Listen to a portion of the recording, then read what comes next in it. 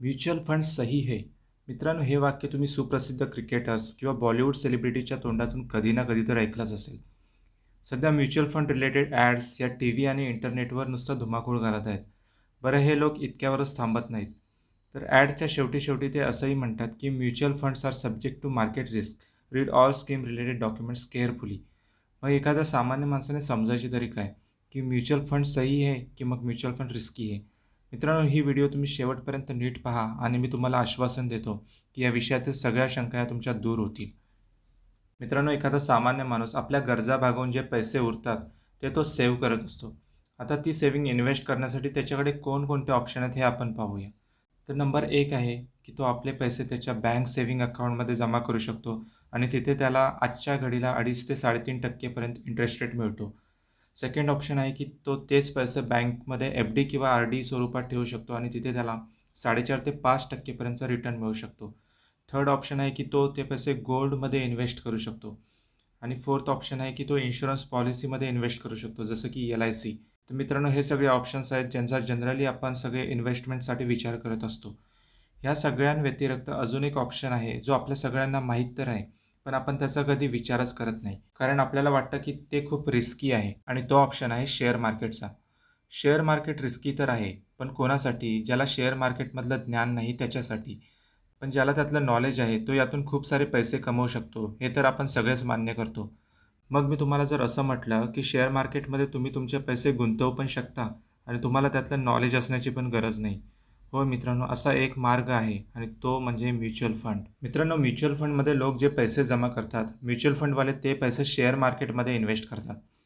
मग तुम्ही म्हणाल, जर शेअर मार्केट रिस्की आहे तर मग म्युच्युअल फंड का नाही? याचं उत्तर असं आहे की प्रत्येक म्युच्युअल फंड मॅनेज करण्यासाठी एक फंड मॅनेजर आणि त्याची पूर्ण रिसर्च टीम असते. ही टीम सतत मार्केटचा स्टडी करत असते. वेगवेगळ्या कंपन्यांच्या balance sheet, profit and loss statement इत्यादींचा खूप बारकाईने अभ्यास केला जातो आणि त्याच्या आधारे ते अनुमान लावतात की भविष्यात कोणत्या कंपनीचे शेअरचे भाव हे वरती जातील. याशिवाय मित्रांनो, फंड मॅनेजर हे तुमचे पैसे फक्त एकाच कंपनीच्या शेअरमध्ये न टाकता एका वेळी अनेक कंपन्यांमध्ये इन्व्हेस्ट करत असतात.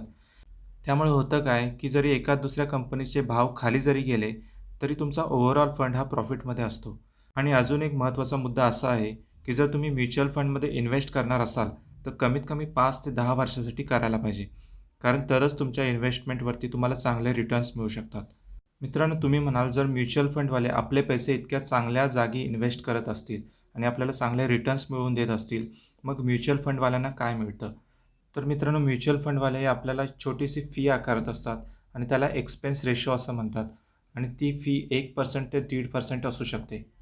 मित्रांनो, म्युच्युअल फंडमध्ये इन्व्हेस्टमेंट ही 2 प्रकारे करता येते. Number 1, lump sum investment. यामध्ये तुम्ही एकाच वेळी मोठी अमाउंट इन्व्हेस्ट करत असता आणि लाँग टर्मसाठी इन्व्हेस्टेड राहता. सेकंड ऑप्शन आहे SIP म्हणजेच सिस्टमॅटिक इन्व्हेस्टमेंट प्लॅन. मित्रांनो, यामध्ये तुम्ही दरमहा ठराविक रक्कम म्युच्युअल फंडमध्ये जमा करता. जसं आपण पोस्टात किंवा बँकेत RD ओपन करत असतो ना, अगदी तसंच. मित्रांनो, ही सगळी इन्फॉर्मेशन होती की म्युच्युअल फंड म्हणजे नक्की काय असतं आणि त्याची बेसिक कॉन्सेप्ट काय याबद्दल. मित्रांनो, आता मी तुम्हाला एक स्कीम उदाहरण म्हणून सांगणार आहे की कशाप्रकारे म्युच्युअल फंडमधून आपण चांगले रिटर्न कमवू शकतो. तर ही आहे Parag Parekh flexi cap fund scheme. तर आपण ग्राफमध्ये पाहू शकताय की ही स्कीम जुलै 2013 चालू झाली होती आणि आजपर्यंत या स्कीमने आपल्याला 19.17% पर इयर इतके जबरदस्त रिटर्न दिले आहेत. मित्रांनो, डिपेंडिंग अपॉन मार्केट कंडिशन्स एखाद्या वर्षी रिटर्न खूप कमी पण मिळू शकतात किंवा निगेटिव्ह रिटर्नसुद्धा मिळू शकतात. पण जर तुम्ही 5 ते 10 वर्षांकरता इन्व्हेस्टेड राहाल तर तुम्हाला अशा प्रकारचे जबरदस्त रिटर्न हे पाहायला मिळतात. मित्रांनो, आता हे तर सिद्ध झालं आहे की म्युच्युअल फंडमध्ये जर आपण लाँग टर्मसाठी इन्व्हेस्टेड राहिलो तर आपल्याला 15 ते 25% पर्यंतचे रिटर्न हे मिळू शकतात. तर याच आधारावरती मी तुम्हाला काही कॅल्क्युलेशन्स सांगणार आहे, ज्यानुसार तुम्ही छोटी-छोटी गुंतवणूक करून खूप मोठी वेल्थ क्रिएट करू शकता. तर मित्रांनो, हे कंपाऊंड वेल्थ कॅल्क्युलेट करण्याचं पोर्टल मी ओपन केलं आहे. जर तुम्ही महिन्याला फक्त ₹5,000ची SIP चालू केली आणि 10 वर्ष इन्व्हेस्ट करत राहिलात, तर तुम्ही किती वेल्थ क्रिएट करू शकता हे इथं आपण पाहूयात. तर मित्रांनो, या ठिकाणी मी इथे रिक्वायर्ड डेटा टाकत आहे. यामध्ये मी मंथली कॉन्ट्रिब्युशन हे ₹5,000 घेतलं आहे. त्यानंतर number of years you want to invest for 10 वर्ष आणि number of years you want to stay invested for तेही 10 वर्ष. आणि या ठिकाणी आपण मगाशी पाहिलं आहे की SIPमध्ये आपण 20% रिटर्न हे जर व्यवस्थित इन्व्हेस्ट केलं तर कमवू शकतो. त्यामुळे मी you expect the annual rate of returns to be 20% घेत आहे आणि त्यानंतर आपण आपले रिटर्न पाहू शकता या ठिकाणी.